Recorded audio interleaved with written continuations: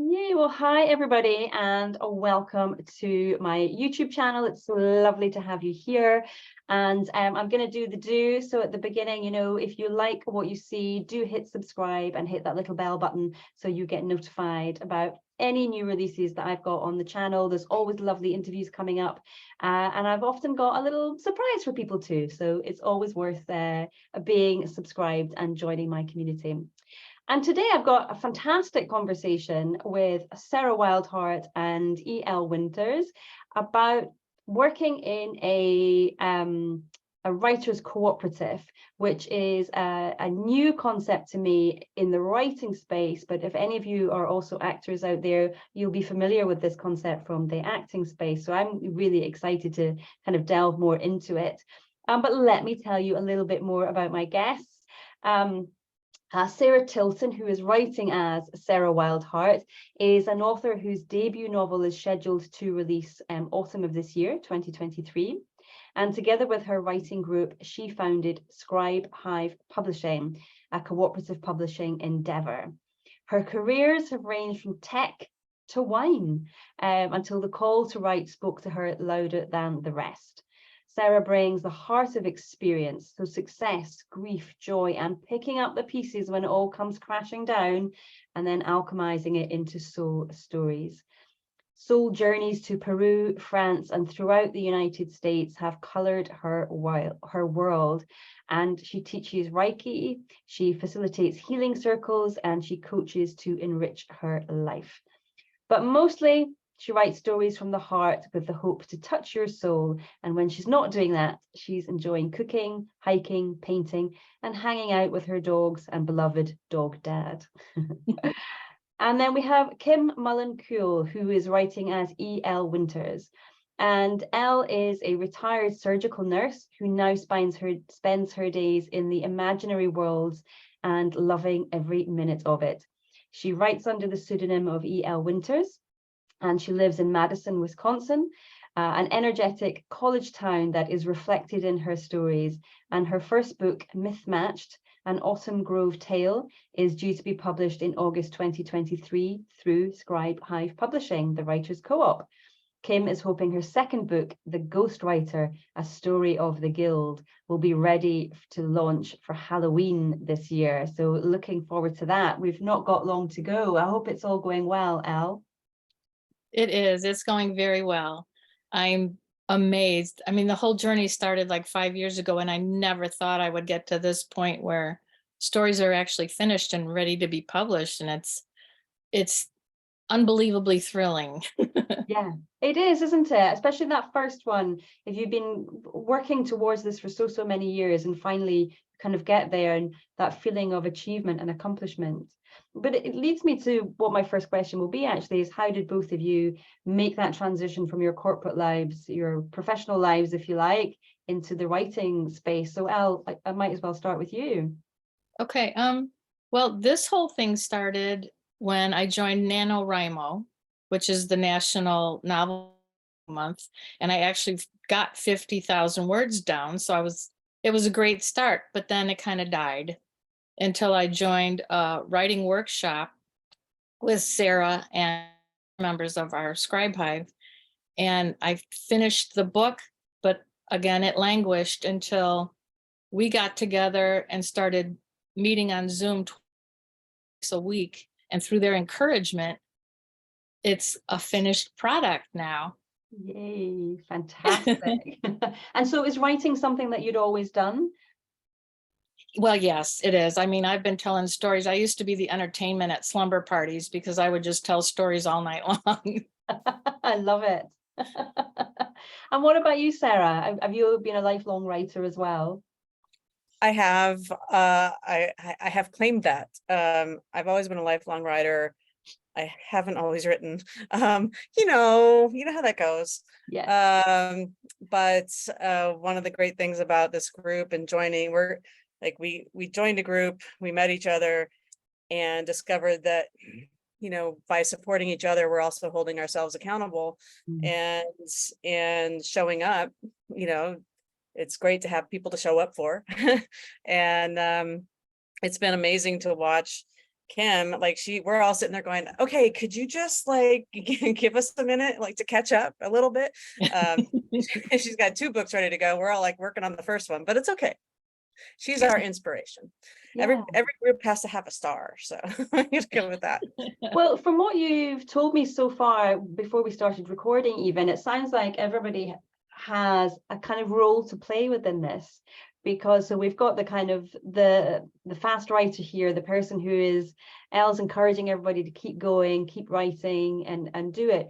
But Serra, it sounds like you were the kind of mastermind, if you like, though, behind this and deciding, oh, let's formalize this and make it something that we can really do together. So what inspired you to make that leap from getting together every now and again to making it more formal?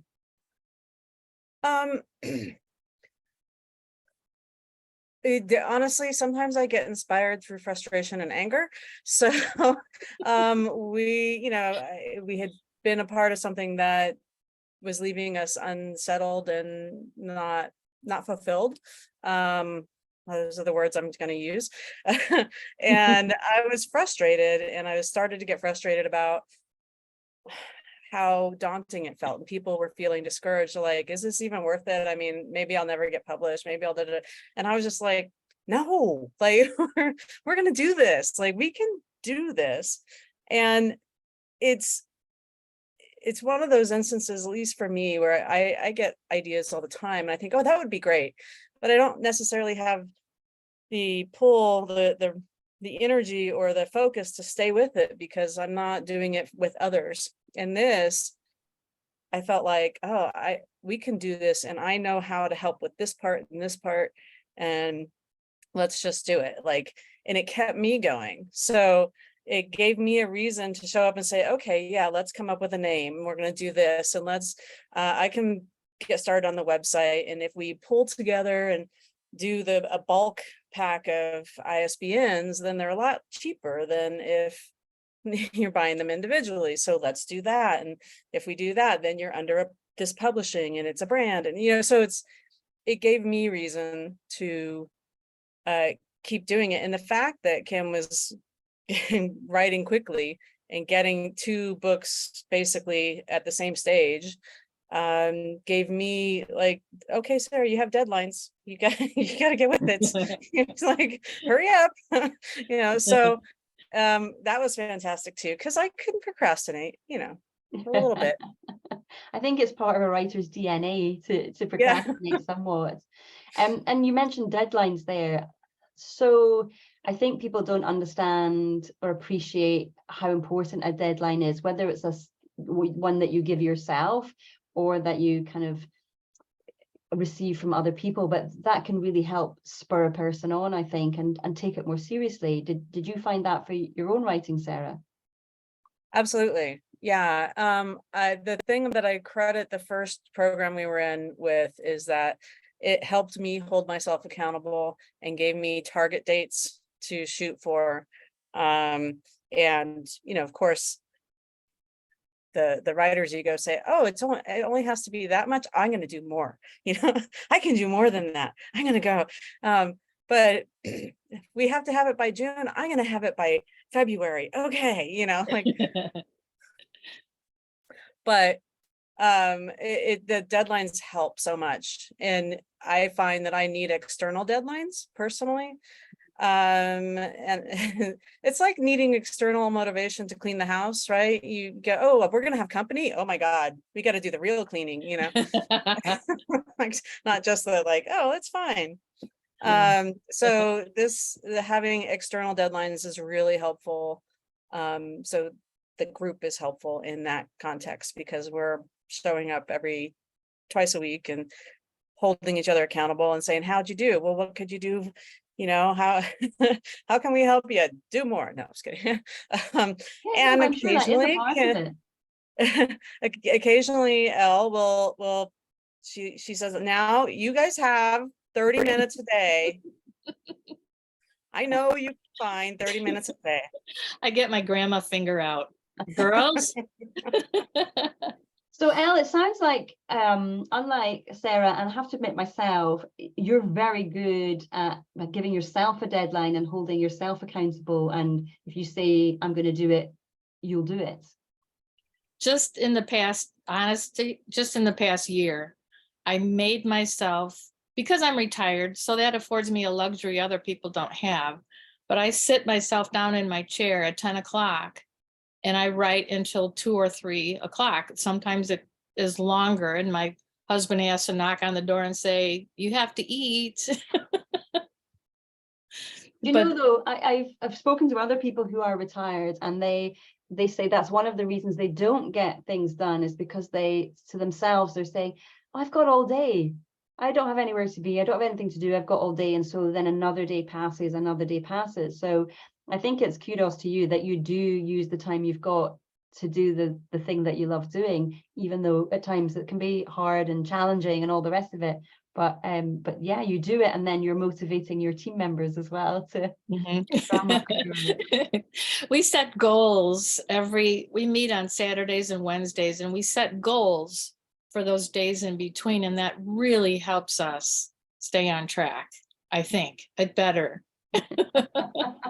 You know, there are times when we try to set attainable goals. So there are times when we're really in writing mode, and so the goal is like, I'm going to write a chapter by Saturday, or I'm going to, you know, I want to finish this chapter, I want to get through this. But sometimes the goal is, I'm going to spend 30 minutes because I got a lot going on, and my brain is like, I'm tired, and I'm going to spend and that's okay. So it doesn't matter what the goal is. It matters that we're setting them and working towards them and making them attainable, so we're not using that against ourselves later, you know, that whole beating yourself up thing, right? So that's what's something, knowing that even if we didn't reach our goal when we show up to that group, everybody's going to go understand, and we're going to figure it out, and maybe even come up with some ideas for each other. So you do a bit of brainstorming as well amongst yourselves.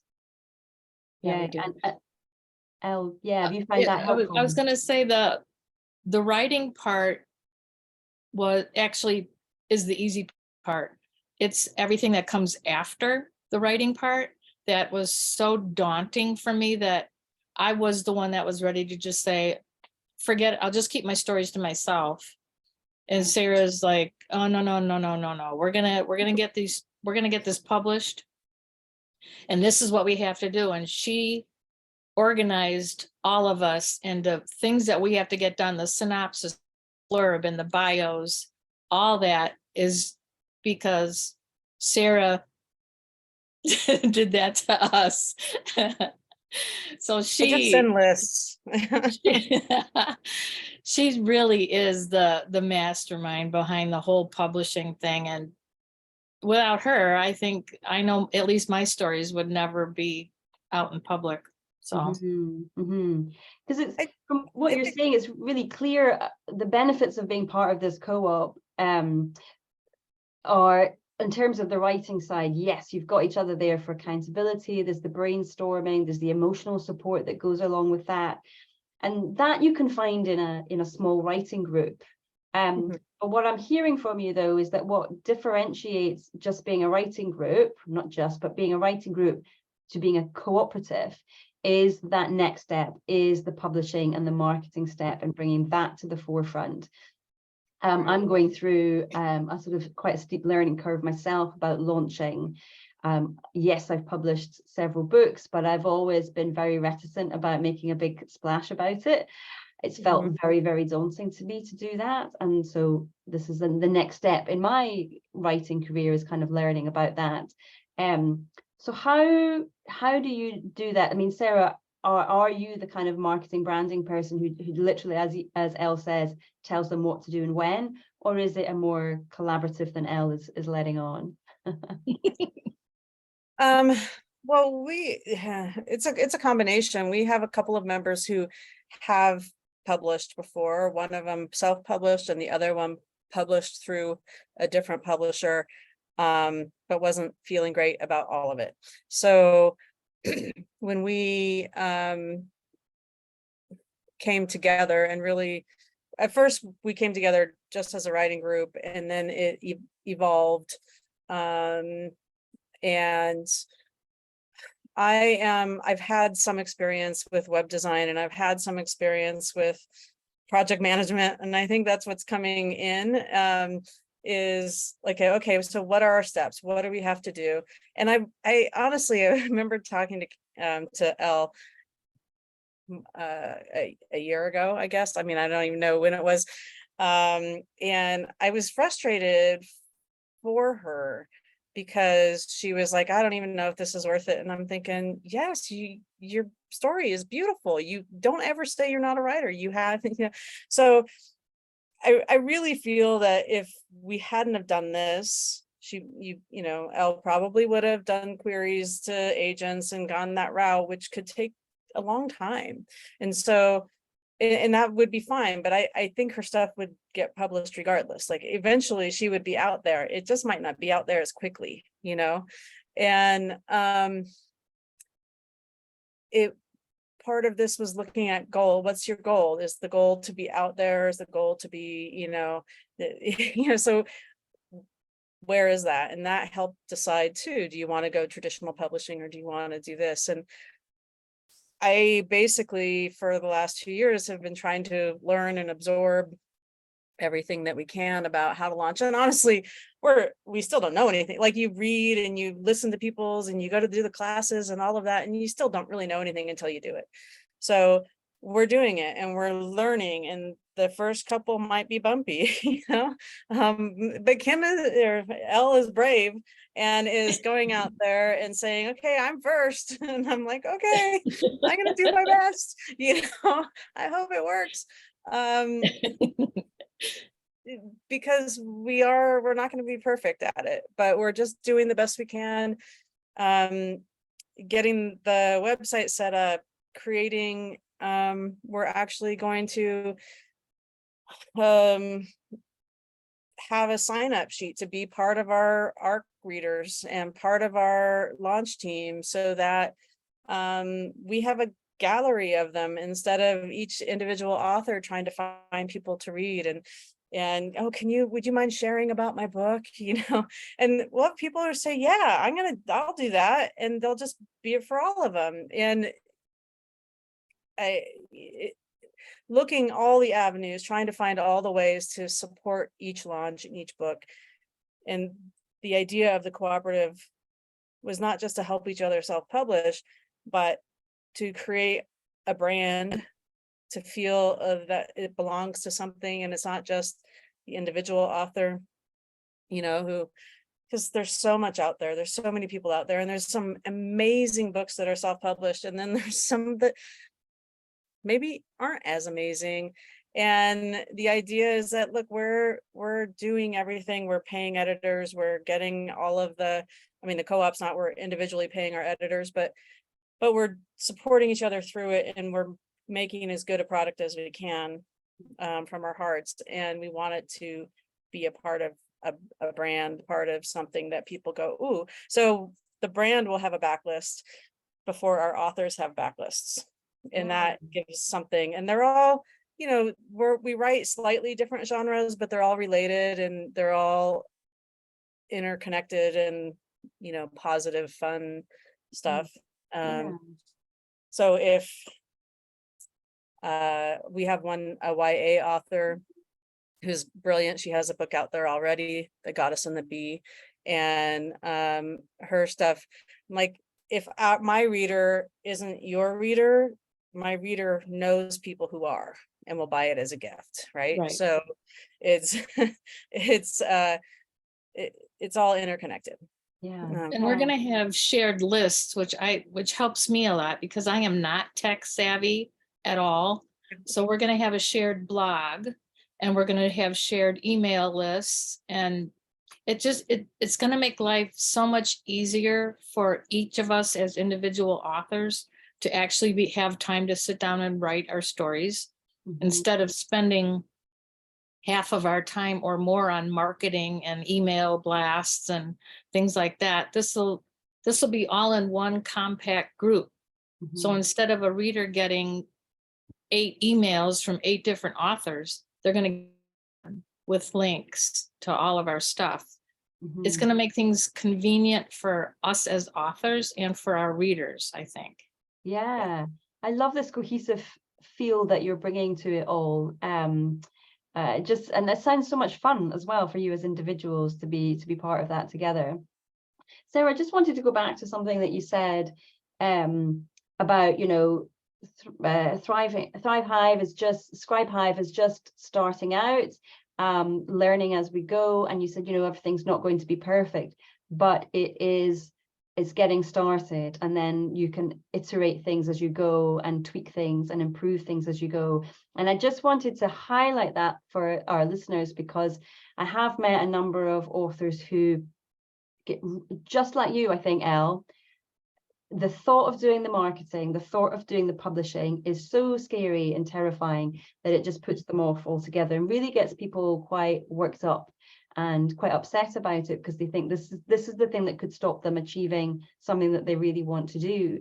And so I just want to reiterate the fact that you've got to start somewhere, and of course mistakes will be made, and of course it won't be perfect. It's a process. Just like writing a book, you don't know how to write a book until you've written a book. You don't know how to launch a book until you've launched a book. So I just wanted our listeners to kind of hear a little bit about that and understand that. The other thing that I've heard people kind of be concerned about is the cost, because there's no doubt about it. It costs money to write and publish and market a product, a book.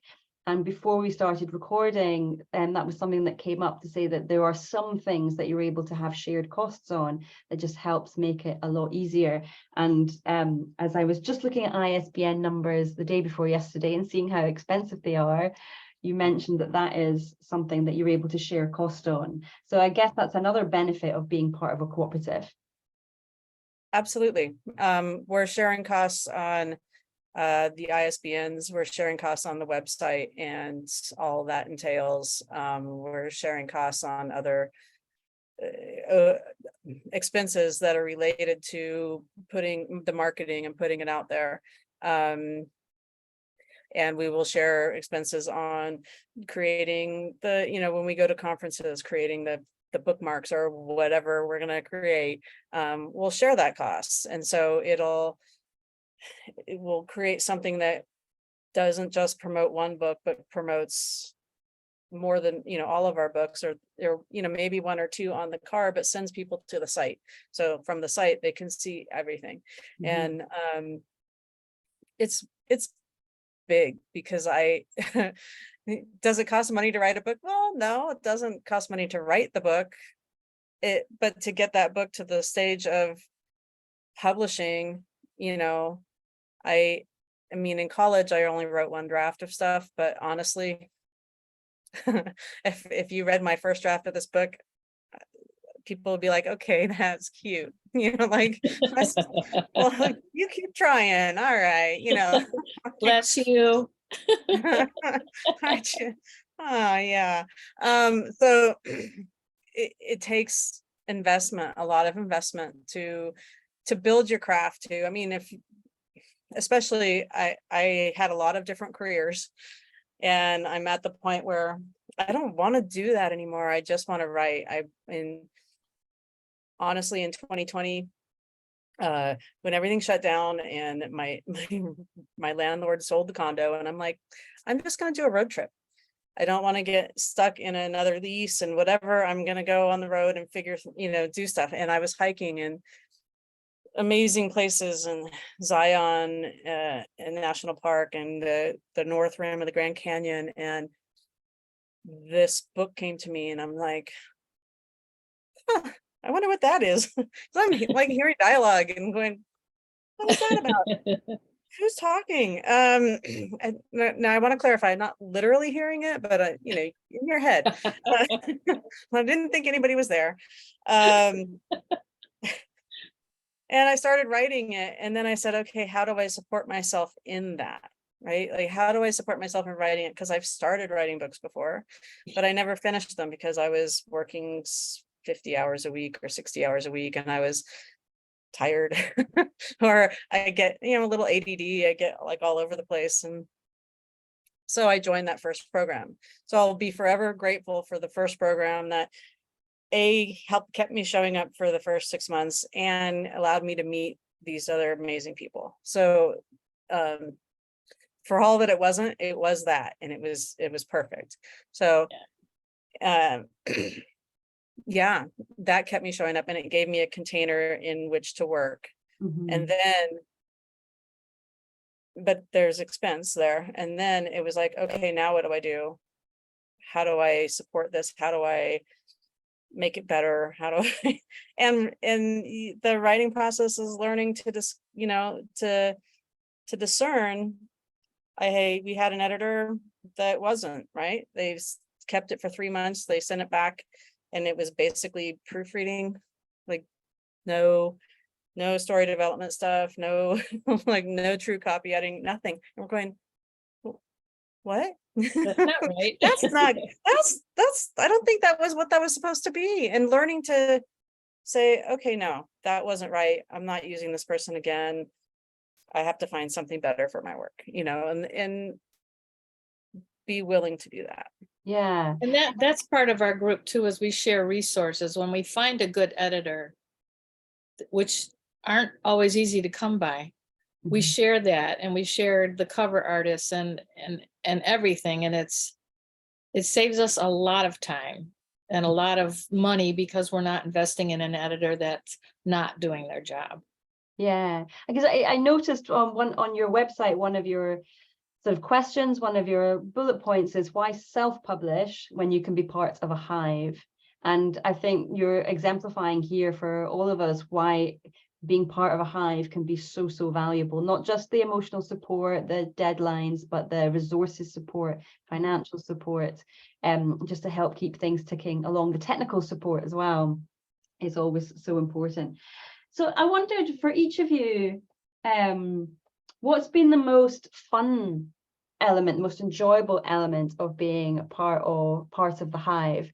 Elle, let's start with you. Oh gosh, there's so much there. When we get together on our Zooms, we often have to say, okay, let's talk about writing, because we go off on every topic imaginable, which is also great because we need support in our lives. And usually as authors, you're kind of on your own. And you don't get out much. Let's put it that way. So when we get together, I think that's the most fun. And when we actually get to meet in person, because we're all over the country and one woman's in Ireland. So when we actually physically get together, it's a blast. We laugh a lot, and that helps too. I mean, laughter, because I don't know about you, but sometimes I get stressed out when things aren't coming together right in the book, or I'm frustrated because I know something needs to go, but I don't want it to, or whatever it is, or I'm just blocked and my brain doesn't want to focus on it. When we get together and it's not just support in that, oh, you can do it. It's just that we laugh and we change the energy of things, because we can kind of poke and make light of and create a different dance, so that you don't feel as like we don't take ourselves as seriously as we did when we started the call. Yeah. And I think that is I talk about this a lot, about how as writers, particularly as new writers, we can take ourselves very, very seriously, and we get very earnest about our books and having to make it the most perfect thing in the world. But actually, it sounds like you have a nice way of combating that, and just grounding things again and remembering it's just a story. We're just writing. We're doing it because we love it, right? And just kind of bringing the joy back into it again. Yeah, exactly. And so, everything we've talked about so far, it's all roses, it's all sunshine. But I know myself, from working in a cooperative, working with a large group of people, there's challenges to that as well, especially when you are disparate and spread out across the world. So from your perspective, what do you feel has been one of the more challenging aspects of pulling the cooperative together? Serra, what about you? Well, initially, the challenge was bringing in people and not letting people know that I had a writing group already on Facebook that I had started years ago, and I kind of had relaunched it or started refeeding it again because it petered out for a while. And then I'm like, I want to do this again. And I think I invited Kim in and another, sorry, I'm terrible, Ellen and another one of our authors. And then it was, okay, who I knew there were others that I wanted to invite, but I wasn't quite sure yet, like, are they going to be open to it, or are they attached to a different program? What is it? And then I saw one post on Facebook looking for I'm like, oh, I sent her a message. I'm like, hey, she's like, oh, okay. And then, so it was slowly kind of feeling it out and saying who wanted to be in it, who was open to it, and looking for a place to support their writing that was free, because there was another program that was, charging just to have a writing group, just to be there. I'm like, okay, I can do Facebook for free. I don't have to charge money to be in this group. So it was finding the personalities and the people who were open to it and who really wanted to be there. And then it's navigating. We had somebody leave because they felt conflicted, and like, okay, great. Absolutely lovely person, support her still on Facebook and all that, but she's just not in the group anymore. And just being willing to navigate the personal things that come up for people if they feel conflicted or if they're not sure. We have one who's a member of our hive, but she won't be using our ISBNs because she already purchased some, right? So she's still part of the group. She's still part of the hive. We're still going to support everything and have her on the, like, it's not an issue for me whether or not you use the ISBNs. It's an issue whether you, hey, let's just support each other either way, like, be a part of it. So it's navigating that stuff, and it really isn't, for the most part, we've all been pretty easy. Oh, that's good. The right word, easy. Yeah, navigating personalities and people are often the most tricky aspect of any business. And so it sounds like by being cautious or by being just kind of feeling your way through it, you're selecting and attracting the right personality types and the right combinations to make a successful hive. So it's worth taking your time on that. Yeah. And what about you, Al? From your perspective, what do you feel has been one of the more challenging aspects of being part of a cooperative? Wow. Well, that's a tough one for me because Serra makes it so easy. Because she's doing the work. She really is. So she makes it easy. The most challenging thing for me is getting my homework into Serra because I have a hard time staying on that task, doing the synopsis, doing the blurbs, doing the bios, everything that she needs for the web she's creating for us. It's been the most challenging for me. Otherwise, most of us, I think, just kind of go with the flow. We're all mature women for the most part. It helps that we're not kids, like with the drama and it's not that we've never had any, it's just that we all go, oh yeah, okay, I was being a little, I was off that day or whatever, and it's fine. Yeah, that's super. That makes a difference, I think, doesn't it? Yes. Yeah, it does. So let me think, is there what I wanted to do ask, so how many members of the hive do you currently have? There are 6 of us who are actively in the hive, and we have a couple on the periphery that are supporters, guests, like, I mean, one of them, she's more like a mentor, Yeah, so we have 6, which is a good number. If you look at the honeycomb, you got 6 going around it. And so are you looking to expand, or actually does that feel quite a nice number and that's good for now? Well, what I said, one of the things we did is we also created a cooperative agreement that spelled out exactly what, is going on, expectations and stuff. And what's in there is that, we're the core group, but we should be open to, others. It doesn't mean we're seeking others to join and and they have to be aligned, they have to fit and be aligned. And the complication when we start to grow is that the managing of personalities gets a little more challenging. So right now it's kind of nice. But we're not. Yeah, I was just thinking, if there are other people thinking, do you know what, this sounds perfect, and I can think of a few other writers who could make it possibly want to be interested in a cooperative with me. It's just giving them a feel for what kind of numbers work, what you've experienced. Might be a nice starting point for them if they wanted to do the same. So I love that you've mentioned that you have these guidelines, that you have a contract, a community contract. I think that is really, really important, just so everybody knows where they stand, and that you can always refer back to it if needs be. Because I noticed that you are an LLP, so I think, if I'm right in understanding, in the States that's you're a company. LLC, yeah, it's a limited liability company. It's just filing a formality that is protected. So it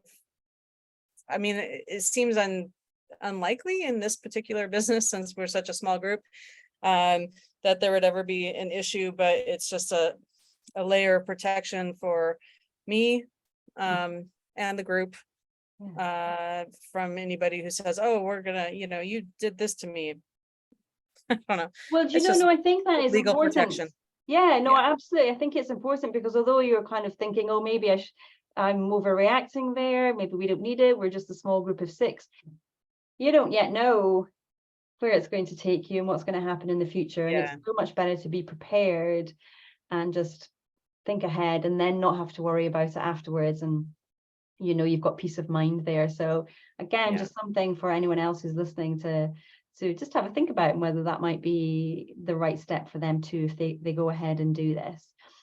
And the important thing too, I think, is that Serra has set this all up so that when we do sell our books through any venue that we choose, that the money will go to Scribe Hive Publishing, but 100% will come to us individual authors. Okay. It's a not-for-profit kind of a company. Okay. So that's important to note too. People are sharing the expenses, but they get all of their royalties, 100% of their royalties, because that's their effort. That's the and I was going to say, maybe that's then what differentiates Scribe Hive from being a publisher, being this cooperative. There's no publisher cut. The company, the idea of the cooperative is that it is not for profit, but it is for the enhanced success or profit of the individual authors. So it's really here just as a vehicle to help us shine and to be out there and to get our books, seen and experienced by people. Because like Kim's book, ELL, whatever your name is. Elle's book is Myth Match, is coming out August 27th, I think, is our date, and it's amazing. I love this book. So it's like, I want people to read the book, I want it out there and everybody to go, oh my God, it's great. When's the next one coming? Because they will say that. They will say, when's the next one coming? They do. They absolutely do. And I think this is another, just for any newer writers listening who are perhaps writing their first manuscript, we think that writing the book is the hardest part. But what I've learned, certainly, and it sounds like you guys have too, it's finding readers. Readers is the hardest bit to do. And so again, this is why I love this idea of the cooperative and coming together to do it. Is there anything I've not asked about the Hive that I should have done, or that you particularly love about Scribe Hive that you would like to kind of shine a light on? Or have we covered it all? As far as the Hive goes, I guess if, I'll go back to your last, when you're talking about others who might be considering it. I would say definitely do it. I think it's, I mean, I don't know if we're the first or not. I don't know that at all, but it's very much doable if you're willing to just, what the heck, create an agreement. There are local resources. So in the US, there's something called the Small Business Development Department, whatever. It's a national and sometimes statewide, but they usually have local chapters, and they have free resources available to people. So if you're not sure how to set something up, I set up a consultation and learn, they talked me through the LLC and all that stuff, and I said, great. And then they put me in touch with another community program that had grant money to help people with. So like the website is getting spruced up with that. Like, they're like, oh, you did a great job. We're going to just help a little bit. I'm like, great, thank you. Perfect. Because it's been a long time since I built websites, like it's not really what I want to spend all my time doing. But so there are local resources, look for them. And you might be surprised at how much help you can get to do this part of the detail, the formation of it, and getting help and getting in the US, your IRS, tax ID, because it's an LLC and all that kind of stuff. It feels like when you're first looking at it, like, oh my God, there's so much to do.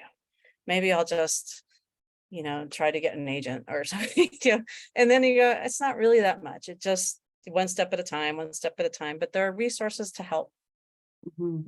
Great. I think it's important to remember too, it's a cooperative, and a hive. So put your ego aside and let others take control of the parts that they're good at. Yeah. Which, thank God, Sarah's good at the techie part. But I think you're so right. Yeah, if there is a kind of a bigger project that needs to be done, and then it's broken down and everybody can take a piece, just lightens the load so much and makes it so much more fun, which is again what we keep coming back to, trying to make it that bit of fun. So yeah, thanks for sharing that, Sarah. I think that's encouraging for other people to know it's perfectly doable. So I'm going to move on then from talking about the Scribe and actually talk about you guys and the fact that you are authors. You're not just running a business. And I know that you both have books coming out later this year in 2023. So Al, why don't we start with you? Why don't you tell us about book number 1 that's coming out? What kind of story is it? Why should we go out there and buy it? Well, Myth Matched is, they're calling it magical realism now. When I started reading it, it was called urban fantasy. And it's about a young woman, Lorelei Morgan, who is going back to her hometown that she swore she'd never go back to, because her wacky family of witches is involved in this struggle between someone that wants to destroy their sacred sites. And she, when she starts out, she felt like she never belonged anywhere. And all she wanted was a drama-free, safe little life. But the gods obviously had different plans for her and plopped her right down in the middle of this epic struggle. And she shines, she comes through it, which I think is a good message for everybody. Yeah. You sometimes get put in situations you don't think you can handle. And that's when you discover how strong you really are. Absolutely. And just tell us the name of the book again. It's Myth Matched. Okay. And it's a tale of Autumn Grove, which is the town in Wisconsin that I made up. Hopefully there isn't a real one. Brilliant. Thank you. And Sarah, tell us about your debut that's coming later this month. Sorry. The title is Return to Star Junction, and it is also essentially it's I would call it it is magical realism, low fantasy. It is a modern day vision quest of sorts of intergenerational healing. So a woman who's successful in her 40s in Southern California, runs companies, gets a call from her estranged brother, and it is you know, he needs help with his son, and also discovery of that another family member has passed away, and their son is in foster care. So she packs up and she heads back to this little fictional, somewhat mythical hometown, set somewhere between northern Arizona and Utah in the high desert. It's really not just about her. She's helping the boys, and they're all rediscovering ways to themselves, and she is there to reclaim her the child that she left behind, her childhood, her self that she left behind through, you know, family dramas and traumas and the works. But it, you know, it is also it's a feel good. I hope that's my goal, is always to show the struggle, but also show the triumph and the alchemy, you know, how it unfolds. Yay, and fantastic. Sounds exciting. And then the fact that she's going back to this small town and rediscovering herself, it's the kind of story I like. Yeah. And just give us the name of the book again. Return to Star Junction. Return to Star Junction. Wonderful. So both these books are out later this year. And if I'm guessing then they're done, they're finished, we're almost done with the synopsis or the blurb or the marketing, and so all ready to go when the time is right. So does that mean, well, I know, Elle, that you are already working on book 2. Does that mean that, Sarah, you are as well? Have you started working on book 2 yet? Yes. So the Return to Star Junction, there will be 3 in the series. I didn't know I was writing a series when I started it. Not my thing, but apparently it is. So I have started on book 2, and I do have a outline-ish for book 3. So fantastic. Yes, I love it. I love it. And My Elsa, your second book's book coming is out, yeah, for Halloween. So tell us Halloween. I'm about hoping Halloween, because it's Ghostwriter, Story of the Guild, which is a centuries-old company whose main objective is to help spirits move on, because they're stuck in this plane because they don't get to finish the work they were passionate about. So they hire ghostwriters and ghost artists and ghost sculptors. And it's brilliant. It's so much fun. I'm having so much fun with it.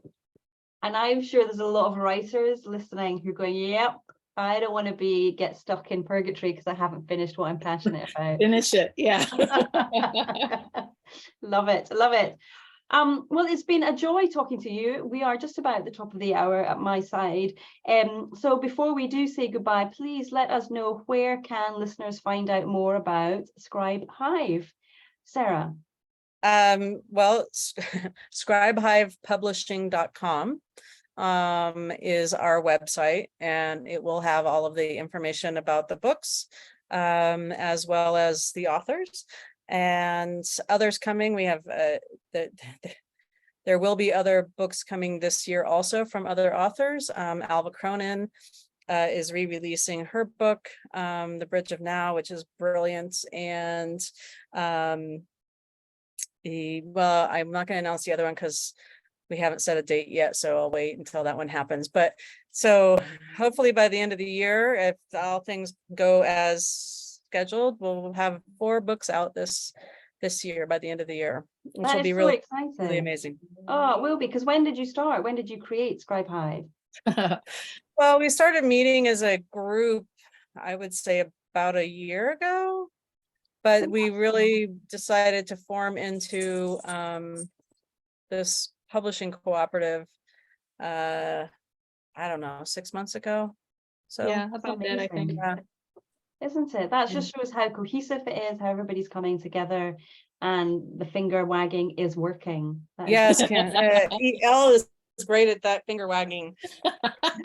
Now you heard it from Emma. Right. And I think when I looked at your website there, I could see somewhere to sign up for a newsletter as well. Is that right? Yes, we'll have a shared newsletter, so we'll all be contributing to that. It'll have all the news, and our newsletter is a monthly newsletter, and it will occasionally have a launch information or special events, but it will not be one of those that shows up every day or multiple times a day, because none of us have the energy for that. And none of us like that as recipients. Like, if I get too many emails, I just don't see them anymore. They go into the junk. So we've decided that it'll be a monthly newsletter with occasional, and I mean occasional, like, hey, don't miss the launch, something like that. Yeah, well, you've got to let people know that the books are there and that they are available to read. So Absolutely. a better way to do it. So I'll make sure I link to all of that in the show notes for our chat today.